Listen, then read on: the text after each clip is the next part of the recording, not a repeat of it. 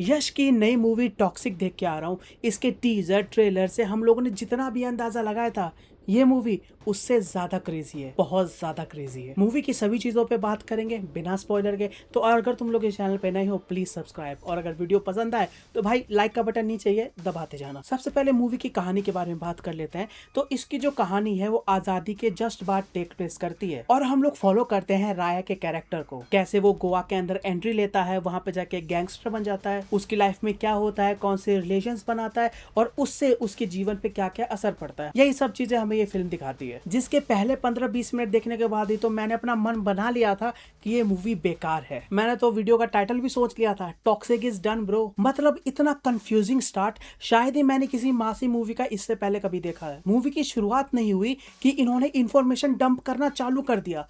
इतना ज्यादा इंफॉर्मेशन इन्होंने दे दिया कि जो सलार का सेकंड हाफ है वो शर्मा जाए। इतने इनसिग्निफिकेंट कैरेक्टर इंट्रोड्यूस कर दिए जिनका कहानी में कोई सिग्निफिकेंट नहीं होने वाला, लेकिन फिर भी उसके बारे में बताए जा रहे हैं और उसे सुन के मैं कंफ्यूज हो जा रहा हूँ। जब तुम्हें पता होगा कौन सा कैरेक्टर क्या कर रहा है, वो किस पोजीशन पे है, तब जाके तुम राय के लिए चेयर करोगे ना कि वो नीचे से आके इनको हराए और फिर गैंगस्टर बने। मूवी चीजों को रजिस्टर करने का या कैरेक्टर से कनेक्ट करने का टाइम ही नहीं देती। मूवी की शुरुआत हुई, ये कैरेक्टर है, राय ने जाके इनको मार दिया, बात खत्म। इसके वजह से राय का जो कैरेक्टर इंट्रोडक्शन है वो स्ट्रॉन्ग फील नहीं होता, वो कोई स्ट्रॉन्ग इंप्रेशन बना ही नहीं पाता। इसी 15 मिनट में तुम इस मूवी की एक और गड़बड़ी नोटिस करोगे कि इसके डायलॉग्स बिल्कुल अच्छे नहीं है और उसी के साथ इन्होंने लिपसिंग मैच करने के लिए डबिंग मूवीज में ब्रह्मा एआई का यूज किया है। रामायण में जिस टेक्नोलॉजी का यूज करके ये लोग डबिंग के लिपसिंग मैच करेंगे उसका ट्रेलर इन्होंने इसी मूवी में दिखा दिया एंड इट वर्क्स। पर भाई डायलॉग भी अच्छे लिख लेते हैं। आई मीन मूवी में एक भी ऐसा डायलॉग नहीं होगा जो राइम ना कर रहा हो, और कहावतों में तो ऐसे बात करेंगे कि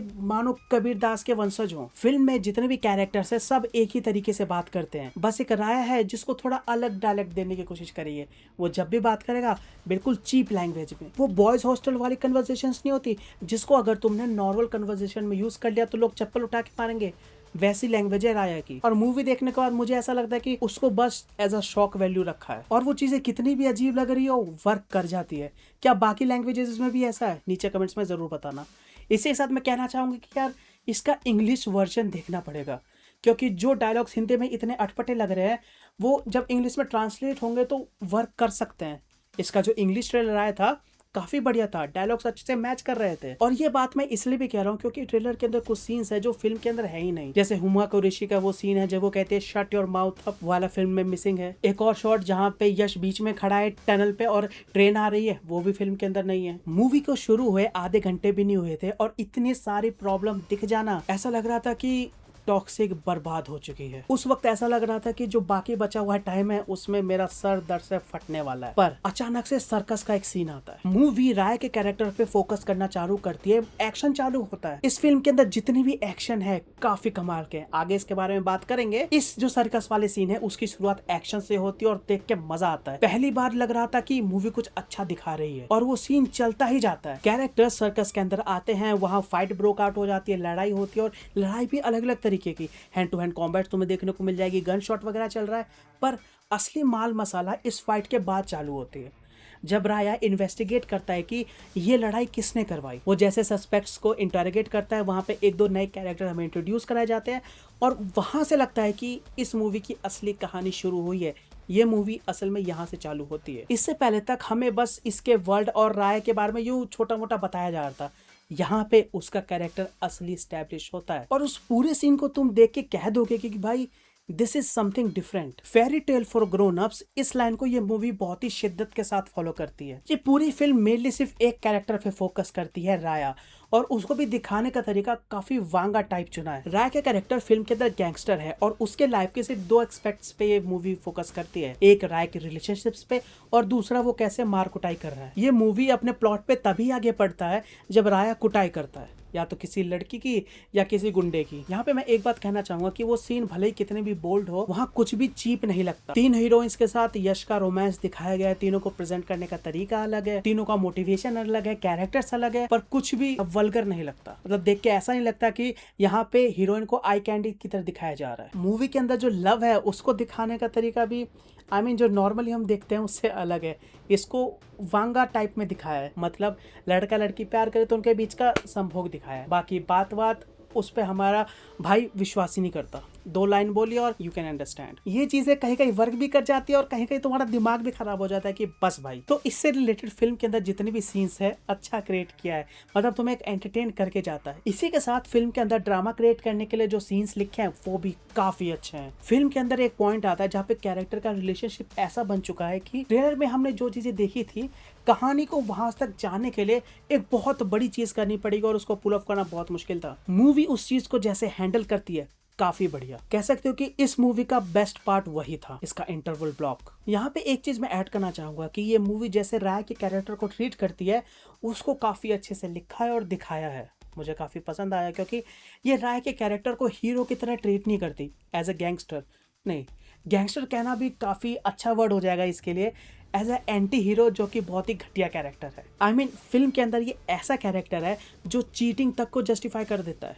यश को इस रूप में देखे तुम्हारा रॉकी भाई वाला सारा इमेज खत्म होने वाला है। इस मूवी की मार्केटिंग में भी बार बार कहा जा रहा था कि इस फिल्म के कैरेक्टर्स बहुत अच्छे होने वाले हैं और ये चीज राय के अंदर दिखती है। उसका जो कैरेक्टर आर्क जो ओवरऑल मूवी में दिखता है काफी बढ़िया। इसी के साथ जो बाकी कैरेक्टर्स है उनको जैसा आर्क दिया है, उनको जैसा लिखा है काफी बढ़िया। हुमा और कियारा के कैरेक्टर्स को जैसे लिखा है और उनको जैसी एंडिंग दी है देख के मजा आता है, काफी बढ़िया लिखा है। लेकिन मेरा फेवरेट थी नयनतारा। मैं तो कहूँगा राया मेन कैरेक्टर था इसलिए वो पसंद आया, अगर वो मेन कैरेक्टर नहीं होता ना तो नयनतारा टॉप पे होती। ये मूवी कैरेक्टर्स की बैक स्टोरी भी थोड़ी थोड़ी देर के लिए दे देती है और थोड़े थोड़े पीसेस में देती है। उसमें नयनतारा भाई उनकी बैक स्टोरी बहुत ज्यादा डार्क चली जाती है, आई मीन काफी ज्यादा डार्क। प्रेजेंट टाइम में उनको एज अ कैरेक्टर ज्यादा कुछ करने के लिए नहीं दिया, पर जो बैक स्टोरी और जो ओवरऑल उनकी स्टोरी निकल के आती है काफी बढ़िया। उन्होंने एक्टिंग भी स्क्रीन पे काफी अच्छी की, बाकी कैरेक्टर्स थे उनकी एक्टिंग भी अच्छी थी, पर एक्टिंग में बाजी तो मारते हैं यश, क्योंकि उनके कैरेक्टर को ही इतना ज्यादा ट्रॉमा वगैरह परफॉर्म करने का टाइम दिया है। खासकर मूवी के सेकंड हाफ में जब वो ओल्ड यश बन जाते हैं भाई,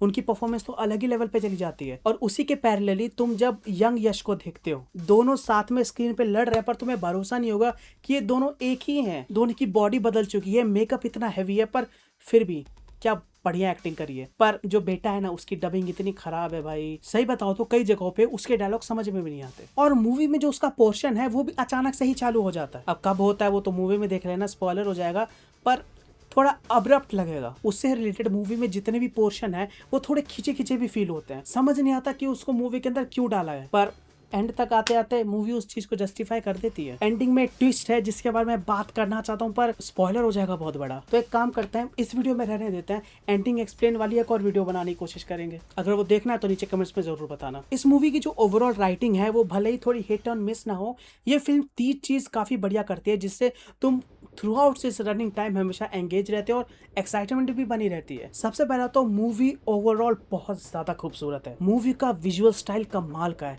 तुम इसके सेट्स वगैरह ले लो, जो कैरेक्टर ने कॉस्ट्यूम वगैरह पहन रखा है 1940s के गोवा को जैसा इन्होंने दिखाया है, आई मीन कमाल का। जितने भी सेट्स इस फिल्म के अंदर यूज हुए हैं, जो कार्स वगैरह हैं, जो गन वगैरह है, छोटी छोटी डिटेल पे काम किया हुआ है। अब कितना सही या गलत मैं उस पे नहीं जा रहा, स्क्रीन पर देखने में बढ़िया लगता है। इस डिपार्टमेंट में मेरा फेवरेट था जैसे इन्होंने यश को तैयार किया था। उसके ड्रेस ले लो, उसकी दाढ़ी, उसका मेकअप, काफी बढ़िया। और पता है ये चीज एक और चीज को इंडिकेट करती है कि उसका कैरेक्टर कैसे चेंज होता जाता है। जब तुम स्टार्टिंग में देखोगे तो बिल्कुल ग्रूम्ड है, और जब लास्ट में देखोगे तो बाल बढ़े चुके हैं और पक चुके हैं और कैरेक्टर बहुत चेंज हो चुका है। जब तुम पूरी फिल्म देख लोगे तो इस चीज पे ध्यान देना कि वो पहले कैसा था और अब कैसा हो गया। इसके अलावा जो मूवी की सिनेमेटोग्राफी है वो भी काफी कमाल की, आई मीन खूबसूरत। खासकर जो सर्कस वाले सीन्स थे उसके अंदर जैसा लाइटिंग का यूज किया है काफी बढ़िया। Nearly every frame is a painting. पर ये चीज तुम तब नहीं बोलोगे जब इसमें रोमांटिक सीन तुम्हें दिखाए जा रहे होंगे। उसको भी कैप्चर बहुत अच्छे से किया है, पर कई कई जगहों पे वो थोड़े खिंचे हुए फील होते हैं। इसी के साथ इस मूवी को जिस एक्सपेक्ट रेशियो में इन्होंने शूट किया है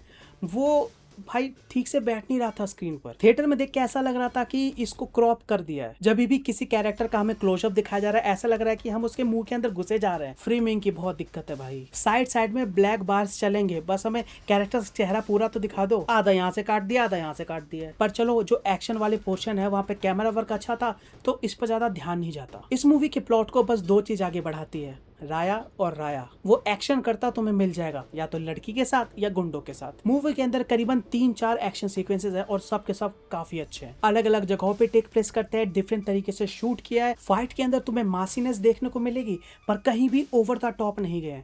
मतलब 12 लोगों को मारा जरूर है पर एक एक करके, एक साथ नहीं। और ये एक बहुत बड़ा डिफरेंस क्रिएट कर देता है। और भाई इस फिल्म में मुझे राय की एक चीज बहुत अच्छी लगी, जैसे वो काउबॉय स्टाइल में लोगों को मारता है। अरे वो पुरानी क्लिंट ईस्टवुड की फिल्म में नहीं होती थी, गुड बैड एंड अगली, काउबॉय हैट लगा के गन के साथ काउबॉयज खड़े होते थे, उसी स्टाइल में राय को गोली मारता हुआ दिखाया है। मूवी में 2 बार था और दोनों बात काफी स्लिक। मूवी का जो पहला आधे घंटा हो गया, अगर हम उसको थोड़ी देर के लिए इग्नोर करें, बाकी बची हुई मूवी की एडिटिंग मुझे काफी पसंद आई। और वो जो पहले बचे हुए 30 मिनट वो पसंद इसलिए नहीं आई क्योंकि वहाँ कहानी बहुत ज्यादा तेज चल रही थी। इस मूवी का एडिटिंग पैटर्न बहुत ज्यादा अलग है।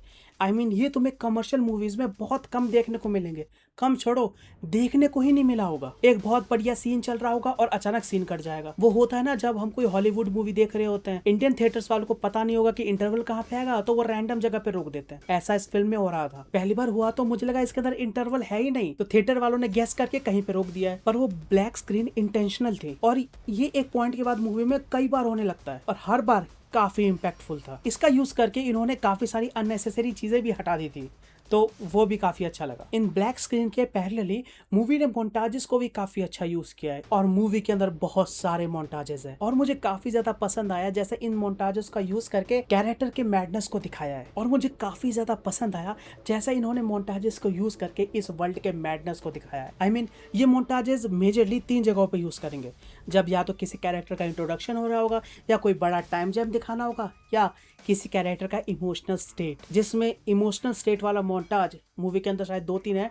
मेरे सबसे पसंदीदा शॉट्स हैं इस मूवी के। अगर तुम उस सीक्वेंस को अलग से निकाल के देखोगे तो तुम्हें वो सिंपल सा मोन्टाज दिखेगा, पर उस एक मोन्टाज को देखने के लिए हमने जो कहानी देखी है वो उस पोर्शन को काफी ज्यादा इंपॉर्टेंट बना देती है। और म्यूजिक के साथ जो उसको सिंक किया है काफी बढ़िया। जिस टाइप की ये मूवी है ना, ये बाकी कमर्शियल मूवी से काफ़ी ज़्यादा अलग है।